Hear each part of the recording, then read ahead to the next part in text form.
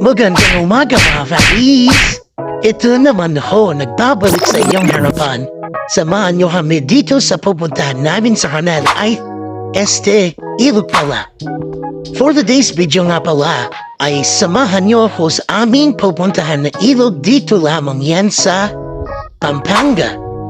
Hayaan niyo ipakita ko sa inyo ang aming pupuntahan. Panoogin mo hanggang dulo. Malay mo ito na right time na mag-relax ka or mag-bonding kayong magpamilya or friends. Kaya wag natin patagalin pa. Let's go! So yan, andito na kami kaagad kung saan kami pupunta.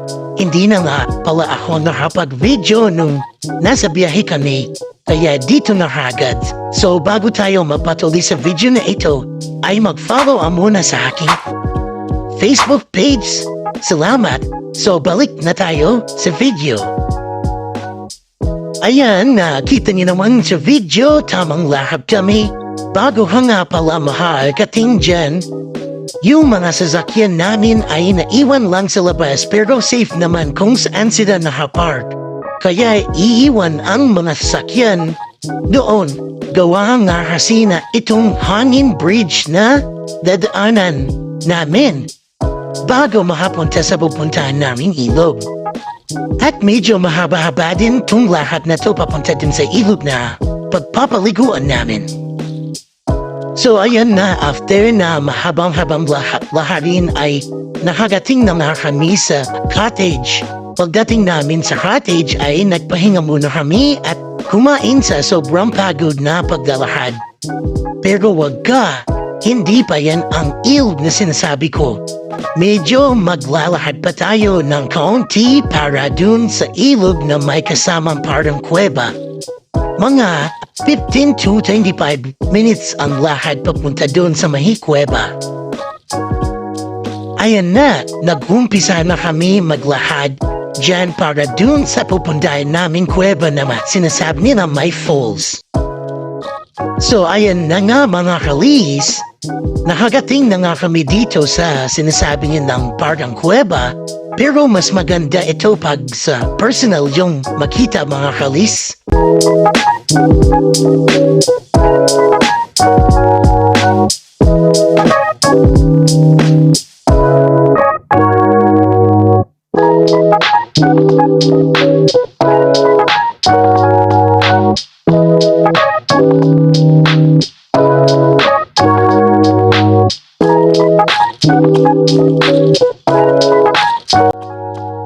So eto na mga kalis, katapos namin nadaanan yung Bayang Kuweba, ay eto na yung falls na sinasabi sa amin.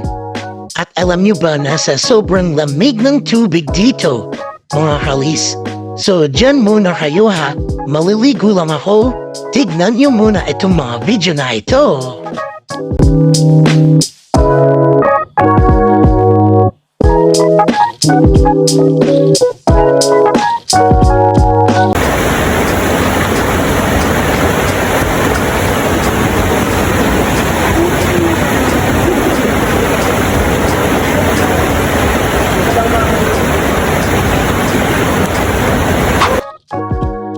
So dito na nagtatapos itong video na ito.